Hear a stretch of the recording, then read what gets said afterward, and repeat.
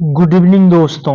आज है 26 नवंबर और आज हम लोग देखेंगे प्रीवियस ईयर का प्रश्न और उत्तर और भौगोलिक परिदृश्य में दैट मीन्स कि भूगोल का ज्योग्राफी का प्रश्न उत्तर देखेंगे, बिहार स्पेशल का और साथ ही साथ अर्थ व्यवस्था का प्रश्न उत्तर देखेंगे आज।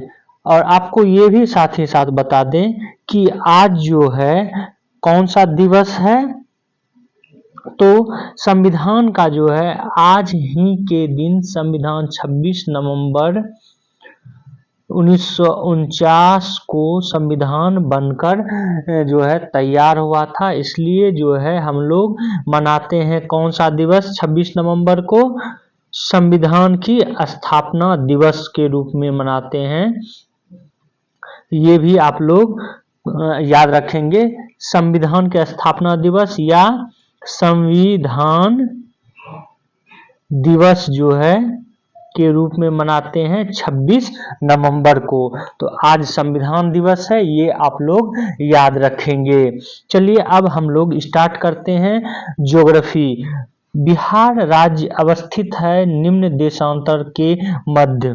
तो बिहार जो है इनमें से किसी के अंतर्गत नहीं है। ये जो है हम आपको बता चुके हैं पहले भी कि बिहार राज्य है 83 डिग्री 19 मिनट 50 सेकेंड से 88 डिग्री 17 मिनट 40 सेकेंड पूर्वी देशांतर के मध्य स्थित है। तो ये इसका आंसर हो जाएगा डी। आपको यहाँ पर ये भी बता दें, इससे पहले भी प्रीवियस ईयर का प्रश्न हम लोगों ने किया था, तो आपको बताए थे कि हम जो है प्रश्न और उसका उत्तर बताएंगे। आपको ये इनबॉक्स जितने भी तथ्य दिए हैं उसको पॉज करके पढ़ना है, क्योंकि इससे प्रश्न जो है रिपीट किया जाता है। दैट मीन्स कि इस बॉक्स से भी प्रश्न आपको प्रश्न में देखने को मिलेंगे जो आप एग्जाम देंगे उसमें, तो आप इसका ध्यान जरूर रखेंगे। तो अगला प्रश्न है बिहार का कुल भौगोलिक क्षेत्रफल कितना है। तो ये लगभग 174 वर्ग, लेकिन ये कब की है, 1995 का प्रश्न है। जबकि वर्तमान में देखेंगे, वर्तमान में 94,163 वर्ग किलोमीटर जो है ये क्षेत्रफल है बिहार का, और ये प्रश्न हाल ही में पूछा भी गया है। आगे देखते हैं हम लोग, बिहार राज्य का कुल भौगोलिक क्षेत्रफल कितना है। तो 94,163, ये देखिए 2022 में पूछा गया है, तो इसको आपको ध्यान में रखना है। अगला प्रश्न है बिहार के विविध भौगोलिक पक्षों के संबंध में निम्नलिखित कथनों पर मनन कीजिए और सही कथन को चयन करना है। पहला कथन है बिहार के घरेलू उत्पादन में कृषि का योगदान लगभग 67% है। तो ये कथन जो है गलत है। दूसरा है कि बिहार में रेशम उद्योग 1,50,000 से अधिक लोगों को स्वरोजगार प्रदान करता है। तो ये अप्रोक्स जो है सही है, हालांकि ये प्रश्न 2005 का है। अगला है बिहार में प्रतिवर्ष 47 लाख एकड़ भूमि बाढ़ग्रस्त हो जाती है, जबकि 10 लाख एकड़ सदैव जलाकांत बनी रहती है। तो ये भी सही है। वहीं चौथा प्रश्न है कूट है बिहार के 85% से 90% ग्रामीण परिवारों में प्रत्येक के पास 5 एकड़ से कम जमीन है। तो ये गलत है। तो सही कौन सा है, 2 और 3, इसका आंसर हो जाएगा सी नंबर। अगला प्रश्न है बिहार का तराई प्रदेश विस्तृत है। तो तराई प्रदेश जो है भारत और नेपाल के समांतर ये फैला हुआ है, और ये आप देखेंगे पश्चिमी चंपारण से लेकर किशनगंज तक जो है किशनगंज तक ये क्षेत्र फैला हुआ है। आगे देखते हैं हम लोग, और इसके अंतर्गत कौन कौन सा क्षेत्र आता है, डिस्ट्रिक्ट आता है। तो पश्चिमी चंपारण, पूर्वी चंपारण, सीतामढ़ी, मधुबनी, सुपौल, अररिया, तराई प्रदेश के अंतर्गत आता है। अगला प्रश्न है, निम्नलिखित भू आकृतियों में से किसके द्वारा बिहार राज्य का उत्तर पश्चिमी भाग घिरा है। तो उस उत्तर पश्चिमी भाग जो ये सोमेश्वर पहाड़ी से घिरा है। उत्तर आप देख ले, मान लीजिए ये बिहार है और उत्तर वाला ये, और पश्चिम और ये पश्चिम हो गया यूपी वाला भाग, और ये उत्तर, तो उत्तर पश्चिम जो है सोमेश्वर पहाड़ी है। आगे देखते हैं हम लोग प्रश्न, सातवां प्रश्न है कि बिहार का अधिकांश क्षेत्र आच्छादित है। तो कछारी मिट्टी से आच्छादित है, और कछारी मिट्टी ही दोमट मिट्टी भी कहलाती है। ये इसके बारे में हम बता भी चुके हैं आपको, अगर वो वीडियो नहीं देखें तो जरूर जाके देखें। अगला है, कूट के माध्यम से आपको उत्तर देना है और मिलान करना है। कृषि जलवायु क्षेत्र और बिहार का प्रतिशत इसमें। तो उत्तर तथा उत्तर पूर्वी बिहार का मैदान ये 29.87% जो है वर्तमान में है। दक्षिण बिहार का मैदान ये 23.71% है। वहीं पर छोटा नागपुर पठार ये 26.14% है, और छोटा नागपुर पहाड़ी ये 20.8% ये वर्तमान में बिहार में है। आगे देखते हैं, जनजाति और जिले के निम्न जोड़ों में से कौन सा जोड़ा सही है। संथाल बांका में नहीं पाया जाता है, उराव सुपौल में नहीं पाया जाता है, खरवार भागलपुर में नहीं पाया, मुंडा जमुई में पाया जाता है। तो आंसर हो जाएगा इसका आपको बी नंबर। अगला प्रश्न है, निम्नलिखित में से कौन सा जोड़ा बिहार के दक्षिणी गंगा क्षेत्र से मेल नहीं खाता है। तो पटना और वैशाली जो है ये दक्षिणी गंगा क्षेत्र से नहीं खाता है मेल, ये आपको ध्यान में रखना है, क्योंकि आपको ये पता होगा कि वैशाली उत्तर में पड़ता है, जबकि पटना जो है गंगा के दक्षिण में पड़ता है। वहीं गया दक्षिण में पड़ता है, अरवल दक्षिण में पड़ता है, पटना दक्षिण में पड़ता है, मुंगेर भी दक्षिण में पड़ता है गंगा के। अगला है, थॉर्नवेट की योजना अनुसार पूर्वी बिहार की जलवायु किस प्रकार की है। तो C2 प्रकार की है। इसके बारे में भी हम डिटेल्स में चर्चा किए हुए हैं, आप वीडियो देखे होंगे तो आपको ये याद होगा।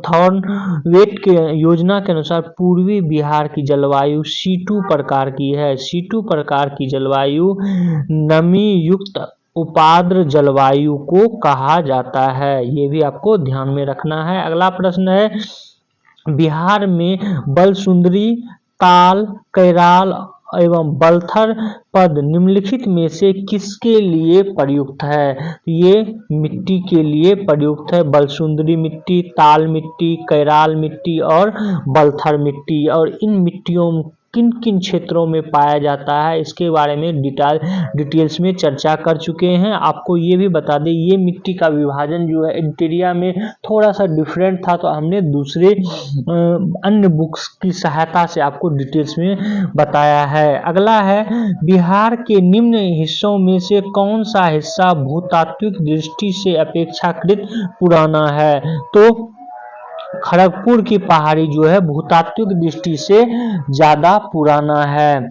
खड़गपुर पहाड़ी धारवाड़ क्रम की है, जबकि रोहतास का पठार विंध्य क्रम की है। और उत्तर पश्चिमी पहाड़ी जो है ये शिवालिक हिमालय है, और शिवालिक जो है सबसे नवीन है, और तृतीय क्रम का जो है उत्तरी गंगा मैदान है, ये मैदानी क्षेत्र में सबसे नवीन है। जो कि पहाड़ी ये धारवाड़ क्रम की चट्टान, विंध्य क्रम की चट्टान और शिवालिक क्रम की चट्टान या शिवालिक श्रेणी बोले तो ये तीनों में शिवालिक सबसे नवीन है, ये भी ध्यान में रखेंगे।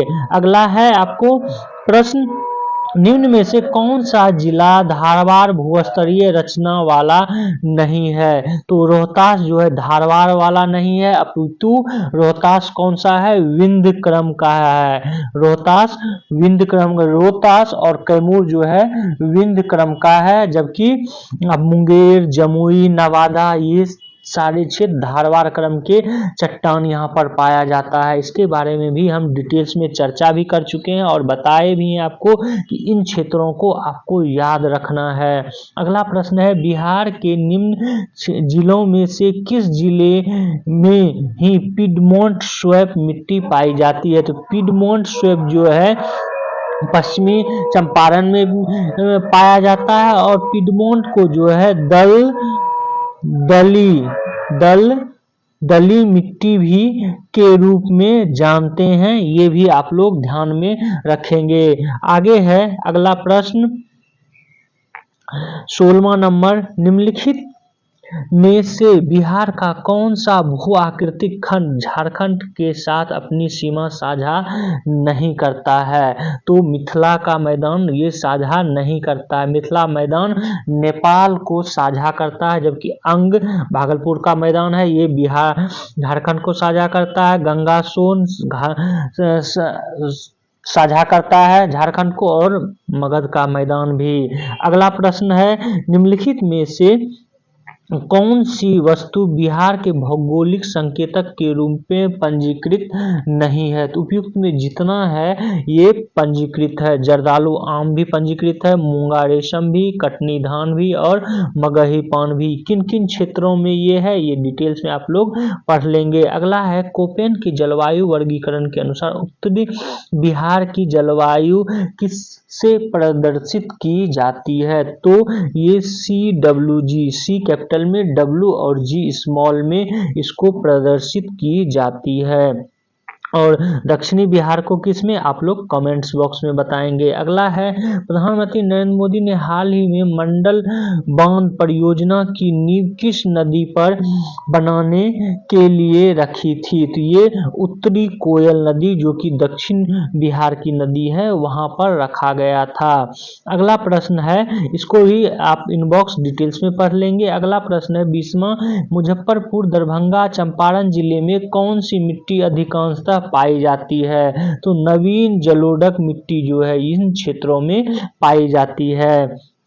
अगला प्रश्न है, कैमूर पठार किसके लिए प्रसिद्ध है? तो कैमूर पठार चूना पत्थर के लिए प्रसिद्ध है और यहाँ पर जो है डोलोमाइट भी मिलता है, ये भी ध्यान में रखेंगे। अगला है, उत्तर बिहार किसके लिए प्रसिद्ध है? तो उत्तर बिहार अपने बाढ़ के लिए प्रसिद्ध है। अगला प्रश्न है, निम्नलिखित में से कौन सा शहर बिहार के सबसे पूर्वी भाग में स्थित है? तो कटिहार जो है सबसे पूर्वी भाग में, ये आपको मैप देखने से ही पता चलेगा। और प्रारंभ में जब हम ये वीडियो स्टार्ट किए थे एडुटेरिया बिहार स्पेशल, तो हमने आपको बताया था कि बिहार के मैप को आपको ध्यान से देखना है, कौन सा डिस्ट्रिक्ट किस देश किस राज्य से जुड़ा हुआ है वो, और कौन सा सबसे आगे पीछे है ये भी ध्यान में रखना है। इस तरह के प्रश्न पूछे जाते हैं। अगला प्रश्न है, बिहार की सोमेश्वर श्रेणी है, तो बिहार की सोमेश्वर श्रेणी जो है इन सब से नई है। जैसा कि हम ऊपर भी बता चुके हैं, राजमहल पहाड़ी जो है ये धारवाड़ क्रम की चट्टानें हैं। खड़गपुर भी धारवाड़ क्रम की चट्टानें, नाथ पहाड़ी भी धारवाड़ क्रम की चट्टानें। तो ये इन सब से नवीन है सोमेश्वर, क्योंकि ये संबंधित है शिवालिक श्रेणी से और शिवालिक श्रेणी नवीनतम है। अगला है, पटना का स्थानीय समय है, तो भारत के मानक समय से थोड़ा आगे है, क्योंकि आप देखेंगे कि इलाहाबाद के नैनी से गुजरती है मानक समय और इलाहाबाद से पटना आगे है। लेकिन जो पूरे की पूरी समय भारत का है वो एक ही रखा गया है, लेकिन अक्षांश के अनुसार ये ज्यादा हो जाता है। अगला प्रश्न है 26वां, बिहार का कौन सा शहर 5 पहाड़ियों से घिरा हुआ है? ये इसमें हो जाएगा ई नंबर उपयुक्त में से कोई नहीं। इसका जब आपको डिटेल्स पढ़ेंगे तो इसको वो शहर है राजगीर। यहाँ पर हम आपको बता दें कि जब हम बता रहे थे आपको इतिहास में हमने बताया था कि क्यों राजगीर जो है उसको गिरिव्रज जिसको कहा जाता है उसको राजधानी मगध काल में बनाया गया था। उसका एक कारण था ये 5 पहाड़ियों से घिरा होना। तो कौन कौन सी पहाड़ी था इसके बारे में भी हम बता चुके हैं। विपुलगिरी पहाड़ी, रत्नगिरी पहाड़ी, उदयगिरी, स्वर्णगिरी और वैभवगिरी, ये पहाड़ी का नाम भी आपको ध्यान में रखना है। अगला है बिहार के निम्नलिखित जिलों में से कौन सा जिला नेपाल के साथ सीमा साझा नहीं करता है। तो पूर्णिया जो है नेपाल के साथ नहीं करता है, जबकि आपको किशनगंज, मधुबनी, सीतामढ़ी साझा करता है। अब जो है हम लोग आर्थिकी या अर्थव्यवस्था बिहार की देख लेते हैं। आपको यहाँ ये भी बता दें ज्योग्राफी के अंतर्गत सिर्फ इतना ही प्रश्न नहीं है, आगे जो है आपको अलग से चैप्टर इस बुक में दिया गया है झील का, झील के अलावा जो है कृषि का, जनसंख्या का, तो उसको अलग से हम लोग करेंगे। इसको ज्योग्राफी के अंतर्गत इस बुक में प्रश्न को नहीं रखा गया है। चलिए आर्थिक परिदृश्य स्टार्ट करते हैं। बिहार में मानव विकास उप मिशन के अंतर्गत कितने विभाग शामिल किए गए हैं। तो ये 7 जो है किया गया है। कौन कौन सा, तो ये आप लोग ध्यान में रखेंगे।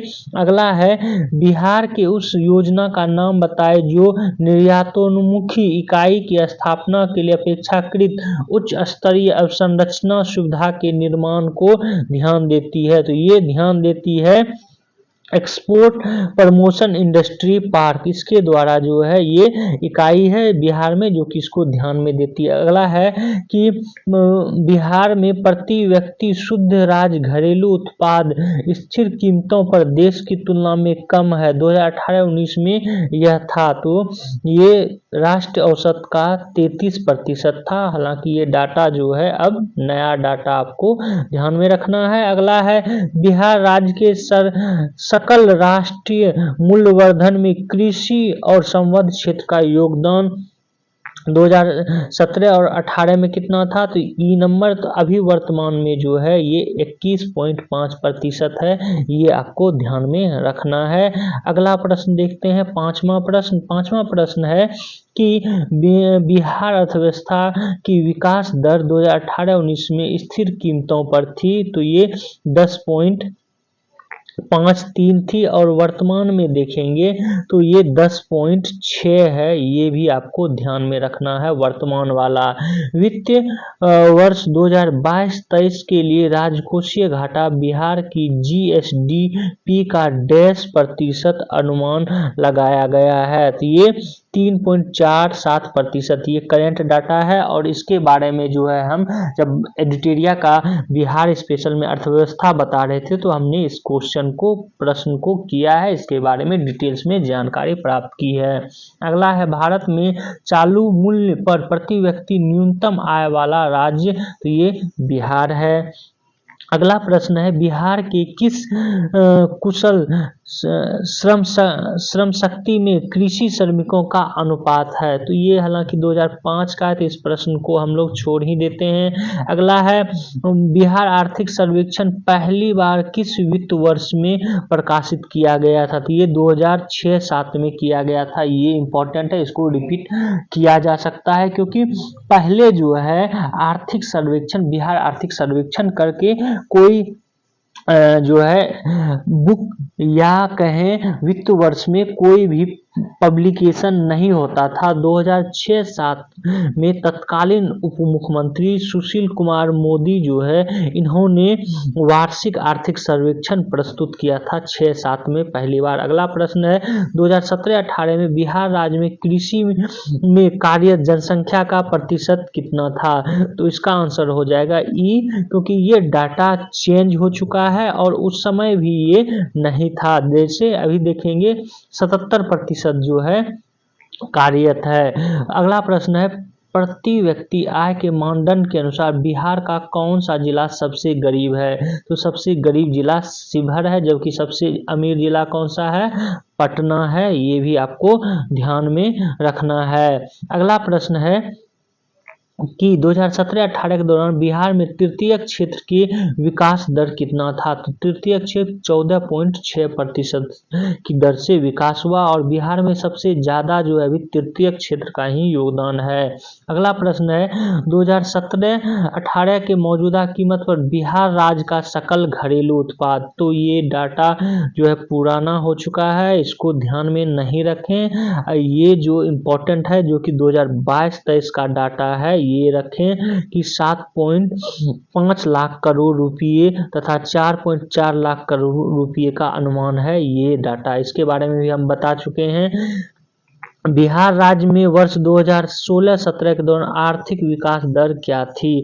तो इस डाटा को भी आपको ध्यान में नहीं रखना है। एक तो आर्थिक विकास दर जो है थी 10.3% और वर्तमान में 10.6% है। ये डाटा अभी ही याद कर लेंगे। अगला प्रश्न है बिहार में 2005-6 और 2014-15 के मध्य किस क्षेत्र ने सर्वाधिक वृद्धि की है? तो रजिस्टर्ड विनिर्माण क्षेत्र में जो है वृद्धि हुई है। अगला है जीविका बिहार सरकार की एक पहल है, तो बिहार सरकार का जो है जीविका मिशन, हर जगह आप इसका बोर्ड भी देख सकते हैं। तो इस मिशन का जो है मुख्य क्षेत्र क्या था? तो गरीबी उन्मूलन था, लेकिन कहीं कहीं आपको वित्त समावेशन भी देखने को मिलेगा। तो आगे देखते हैं हम लोग। अगला प्रश्न है कि बिहार में सुपर परियोजना का संबंध किससे है? तो इसका संबंध जो है नगर निगम वित्त से है। Super support program for urban reform, तो नगर निगम, जहां अर्बन आया नगर निगम आ गया। अगला है प्रश्न जीवंत ग्राम कार्यक्रम के संबंध में सही कथन का चयन करें। तो जीवंत ग्राम कार्यक्रम यह उत्तरी सीमा पर सीमांत गांव के विकास के लिए यह योजना बनाई गई है। अगला प्रश्न है बिहार सरकार ने अगस्त 2018 में एक नई योजना सतत जीविकोपार्जन योजना शुरू की। इस योजना का उद्देश्य क्या है? तो इसका उद्देश्य अत्यधिक गरीब परिवारों को सतत आय का सृजन करने वाली परिसंपत्तियां प्रदान करना। अगला प्रश्न है बिहार राज्य में गरीबी रेखा के नीचे लोगों की अधिकतम संख्या होने का कारण क्या है? तो इनमें सभी है भूमि सुधार में असफलता, राजनीतिक इच्छा शक्ति का अभाव और श्रमिक वर्ग का अधिक संख्या। अगला प्रश्न है कि प्रति व्यक्ति आय के अवरोही क्रम में बिहार राज्य के जिलों का सही क्रम कौन सा है? तो प्रति व्यक्ति आय देखेंगे तो इसके अंतर्गत जो है सबसे ज्यादा नवादा, किशनगंज, पूर्णिया, अररिया, शिवहर जो है इस प्रकार है इस डाटा के अनुसार। लेकिन अगर पटना रहता तो पटना जो है सबसे ज्यादा हो जाता। अगला प्रश्न है 22वां बिहार सरकार ने 1 अप्रैल 2019 को सार्वजनिक वित्तीय प्रबंधन प्रणाली की शुरुआत की। यह प्रणाली है यह राज्य में समस्त वित्तीय कार्यकलापों को ऑनलाइन तथा कागज रहित बनाने के लिए ये जो है लागू किया गया है। अगला है बिहार पर बकाया ऋण है, हालांकि ये बहुत पुराना डाटा है तो इसको तो ध्यान में ही नहीं रखना है। अगला प्रश्न है बिहार में कृषि और ग्रामीण विकास के लिए किस क्षेत्र के बैंक स्थापित करने का प्रस्ताव रखा गया? तो ये कृषि यंत्र बैंक का जो है प्रस्ताव रखा गया है। अगला प्रश्न देखते हैं हम लोग भारत के राज्य में से जूट उत्पादन की दृष्टि से बिहार का स्थान क्या है? तो बिहार का स्थान जो है जूट उत्पादन की दृष्टि से तृतीय, ये गलत होगा। इसका आंसर होगा द्वितीय। पश्चिम बंगाल के बाद जो है ये द्वितीय स्थान पर है। यहाँ पर देख लेते हैं 2022-23 के अनुसार 2021-22 में जूट और मेस्ता की दृष्टि से तृतीय स्थान बिहार का है, प्रथम स्थान पश्चिम बंगाल, द्वितीय स्थान असम का हो गया है। ये दोनों मिलाकर ये नया डाटा में बताया जा रहा है। अगला प्रश्न देखते हैं हम लोग 26वां प्रश्न, और ये प्रश्न है कि बिहार के आर्थिक सर्वेक्षण 2021-22 के अनुसार वर्तमान में राज्य में शहरीकरण का स्तर क्या है। तो ये 15.3% जो है शहरीकरण है डाटा 21-22 के अनुसार, जबकि ऐसे देखेंगे तो 11 पॉइंट जो है 3 के आसपास है 2011 की जनगणना के अनुसार। अगला प्रश्न देखते हैं, यहाँ पे देख पा रहे हैं कि 11.3% है, जबकि 2021-22 के अनुसार 15.3। बिहार में किस सरकार के उद्योगों की प्रत्याशा एवं संभावना है।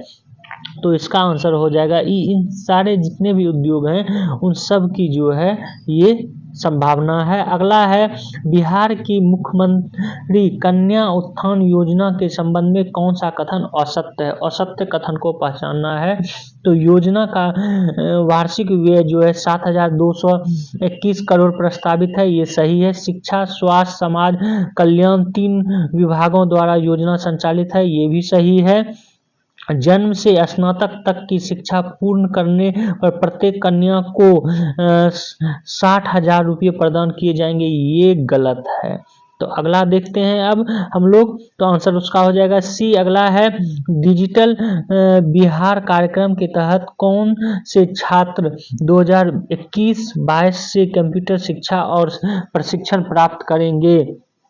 तो इसका आंसर हो जाएगा ई। इसके तहत जो है 6ठी कक्षा से लेकर ऊपरी तक सभी कक्षाओं पर किया जाएगा, तो सिर्फ 6ठी कक्षा का छात्र नहीं है। अगला है छोटा नागपुर में प्रारंभिक स्तर पर अर्थव्यवस्था आधारित थी, तो वनों पर आधारित थी। तो ये प्रश्न बहुत पुराना है, अब ये प्रश्न नहीं पूछा जाएगा। अगला है ये भी डाटा जो है अब काम का नहीं है। अगला प्रश्न देखते हैं। अगला प्रश्न है 32वां प्रश्न की 2018-19 में बिहार के कौन सा जिला स्थिर कीमतों पर 3 सबसे समृद्ध जिलों प्रति व्यक्ति आय के अनुसार में एक है। तो इसका बिहार बेगूसराय हो जाएगा। तो सबसे पहले जो है कौन सा है, पटना है, बेगूसराय है और मुंगेर है। पहले स्थान पर पटना, दूसरे स्थान पर बेगूसराय, तीसरे स्थान पर मुंगेर है। इसके बारे में भी डिटेल्स में चर्चा कर चुके हैं हम। अगर अर्थव्यवस्था का वो वीडियो नहीं देखे तो जरूर जाके देखें। अगला है बिहार 2017-18 की तुलना में 2018-19 में राजस्व अधिशेष में लगभग कितने प्रतिशत की वृद्धि का अनुमान है। तो इसका आंसर हो जाएगा ई। ये आंसर इसका ई इसलिए हो जाएगा क्योंकि जो अधिशेष था वो 52.5% की यहाँ 2018 में इसमें गिरावट जो है दर्ज की गई थी। अगला है आपको प्रश्न बिहार में मोटे अनाजों का, ये डाटा पुराना है, ये इम्पोर्टेंट नहीं। अगला है बिहार में सामाजिक विकास को बढ़ावा देने के लिए जीविका ने अभूतपूर्व सफलता हासिल की। सितंबर 2018 तक गठित स्वयं सहायता समूह की अनुमानित संख्या कितनी थी। तो 8.17 लाख थी। ये आपको जीविका के अंतर्गत ध्यान में रखना है। अगला प्रश्न है 2019-20 के आर्थिक सर्वेक्षण के अनुसार किस जिले की प्रति व्यक्ति आय सबसे कम है। शिवहर का सबसे कम है, इसके बारे में भी हम डिटेल्स में चर्चा कर चुके हैं। अगला प्रश्न है कि 2020-22 के लिए सबसे कम महिला कार्यबल भागीदारी दर कितने प्रतिशत पर बिहार में दर्ज की गई है। तो ये 4% ग्रामीण और 6.5% शहरी क्षेत्र में दर्ज की गई है। अगला है अधिकतम कर उद्योग किस जिले में है। तो बिहार लोक सेवा आयोग इस प्रश्न को हटा दिया था। अगला है 39वां प्रश्न, ये डाटा जो है बहुत पुराना है तो इसको छोड़ ही दें। अगला है कि आर्थिक सर्वेक्षण 2021-22 के अनुसार 2020-21 में बिहार के सकल राज्य घरेलू उत्पादन में वृद्धि दर 2.5% रही। ये अभी वर्तमान में 2020-23 में 20 से 23 के बीच जो है ये 10.6% अनुमान है, ये इसको भी ध्यान में रखना है। अगला है निम्नलिखित में से कौन सा एक बिहार की अर्थव्यवस्था के मामले में सही है। तो उपयुक्त में से एक से अधिक ये सारे जो हैं सही है। अगला प्रश्न है उत्पादन क्षेत्र की दृष्टि से बिहार में शीर्ष रैंक की दालें कौन सी हैं? तो शीर्ष रैंक की दालों की बात करें तो है मूंग और मसूर, जो है ये शीर्ष रैंक की दालें हैं। अगला प्रश्न है बिहार में गन्ना उत्पादन में अग्रणी जिला कौन सा है? तो पश्चिम चंपारण। ये सब डिटेल्स में चर्चा कर चुके हैं। अगला है बिहार में मछली उत्पादन करने में वाले अग्रणी जिले कौन से हैं? मधुबनी और दरभंगा जो है अग्रणी उत्पादन है। तो आज जो है यहीं तक वीडियो को रखते हैं। कल जो है अर्थव्यवस्था की का वीडियो और साथ ही साथ भूगोल के कुछ जो चैप्टर हैं उसका भी हम लोग कर लेंगे वीडियो समाप्त। तो वीडियो को आप लोग शेयर करें, सब्सक्राइब करें और बेल आइकन को जरूर दबा लें। Thank you for watching this video.